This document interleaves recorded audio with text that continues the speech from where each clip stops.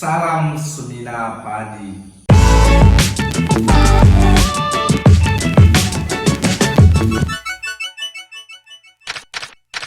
Pada kesempatan kali ini, saya akan membahas mengenai intuisi manusia menurut Bergson.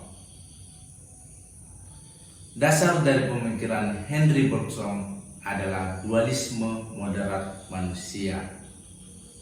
Dalam dualisme moderat, manusia terdiri dari jiwa dan raga yang bersinergi tapi bukan bersatu. Berdasarkan dualisme itu, Bergson mengemukakan bahwa akal budi manusia hanya dapat memperoleh pengetahuan lewat pengalaman indrawi atau yang bersifat materi. Tetapi untuk pengetahuan yang tidak dapat dimengerti akal budi atau non materi diperoleh dengan intuisi.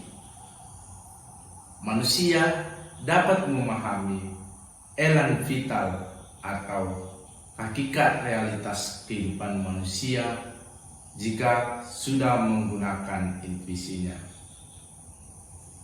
Ada dua macam ingatan dalam perspektif Bergson. Pertama, ingatan yang berdasarkan kebiasaan-kebiasaan atau mekanisme-mekanisme motoris. Melalui ingatan ini, kita dapat menghafalkan sesuatu, misalnya sebuah pelajaran atau sajak yang diberi rangsangan yang tepat. Yang kedua, ingatan murni. Ingatan ini membentuk dan merekam angan-angan tentang setiap kejadian dengan detail. Semua angan-angan itu disimpan di bawah permukaan kesadaran. Oleh karena itu, angan-angan dapat dihadirkan sewaktu-waktu di kenangan yang berguna untuk praksis. Dengan demikian, manusia tidak dibanjiri dengan kenangan-kenangan lagi. Menurut Bergson, hakikat realitas hanya dapat dipahami lewat pengetahuan yang diperoleh dari intuisi. Intuisi menyerupai naluri yang memiliki kesadaran dalam diri atau menyerupai jiwa. Berpikir secara intuitif merupakan berpikir dalam durasi yang bersumber dari aktivitas kondisi batin dan ingatan akan pengalaman yang berlangsung. Intuisi yang selalu bergerak dalam durasi mampu menangkap realitas yang jamak. Walaupun intuisi merupakan pengetahuan yang melampaui akal budi, intuisi tidak mungkin ada tanpa akal budi, layaknya jiwa tidak mungkin ada tanpa tubuh. Kesadaran juga berkaitan dengan sifat manusia yang bebas, karena kebebasan manusia merupakan aktualisasi dari kesadaran. Kesadaran yang bersifat dinamis dan statis membuat seorang mengalami kebebasannya.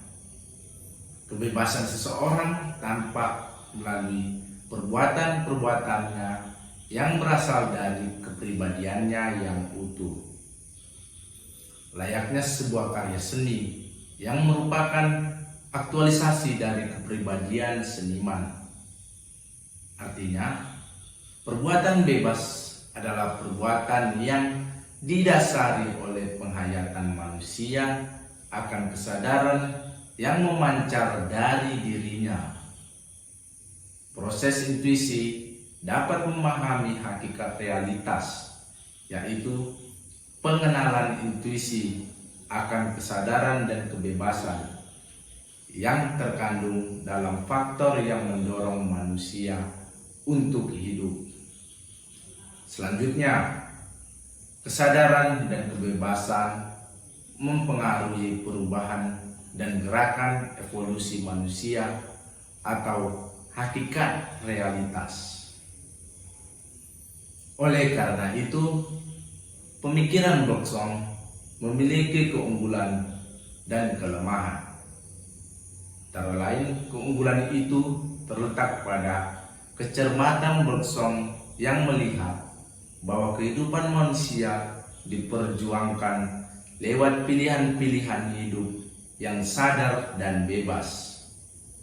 Keunggulan lainnya ialah Bergson melihat bahwa hidup merupakan proses berkelanjutan dalam satu kesatuan yang tak dapat dipisahkan. Sedangkan kelemahan pemikirannya terletak pada subjektivitas kebenaran intuisi. Ini terjadi karena Bergson tidak mampu sampai pada hakikat realitas secara komunal, sebab konsep intuisi bergantung pada keberlangsungan hidup setiap orang. Pemikiran Bergson ini sangat relevan bagi kita semua dikarenakan dapat membantu kita dalam membangun kesadaran dan kebebasan pribadi dalam mengelola diri. Oleh sebab itu, gagasan Bergson ini merupakan salah satu metode yang dapat membantu kita untuk terus menemukan dan menumbuhkan kesadaran dan kebebasan diri melalui pengalaman hidup pribadi kita. Pemikiran Bergson ini juga sangat relevan bagi kehidupan masa ini, di mana tidak semua hal dapat dijelaskan secara rasional, seperti doktrin-doktrin agama dan sebagainya. Demikian pemaparan saya mengenai intuisi manusia menurut pandangan Bergson. Sampai jumpa pada video selanjutnya. Salam Semina Padi.